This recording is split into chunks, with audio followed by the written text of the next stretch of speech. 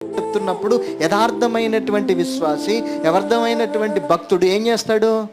సేవకుడు కొరకు యథార్థంగా ప్రార్థన చేస్తాడు. అయ్యా, ఆ సేవకుడు పలానా దినంలో పలానా చోట పలానా దగ్గర రాళ్లతో కొట్టించబడుతున్నాడు, పలానా చోట సువార్తకు వెళ్తే తిట్లు తిన్నాడు, పలానా చోట సువార్తకు వెళ్తే తిండికి గతి లేకుండా బ్రతుకుతున్నాడు, అయినప్పటికీ కూడా కష్టపడి సువార్తను ప్రకటిస్తున్నాడు, అయినప్పటికీ కూడా తన కుటుంబాన్ని తనకున్న సమస్తాన్ని వదిలి సువార్తను ప్రకటిస్తున్నాడు. నీ మహాకృప చేత మాకైతే కృపనిచ్చావు, మాకైతే కుటుంబాన్ని ఇచ్చావు, మాకైతే సంపాదించుకోవడం ఇచ్చావు, మాకైతే జీవించడానికి కృపనిచ్చావు. కాబట్టి ఆ భక్తుడు చేస్తున్న ప్రతి పరిచర్యలో నీవు తోడుగా ఉండని చెప్పి ఈ భక్తుడు ఏం చేస్తాడు?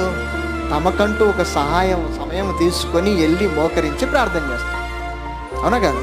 ఒకవేళ ఇలా చెయ్యలేని భక్తుడు అంటారా? అనరా?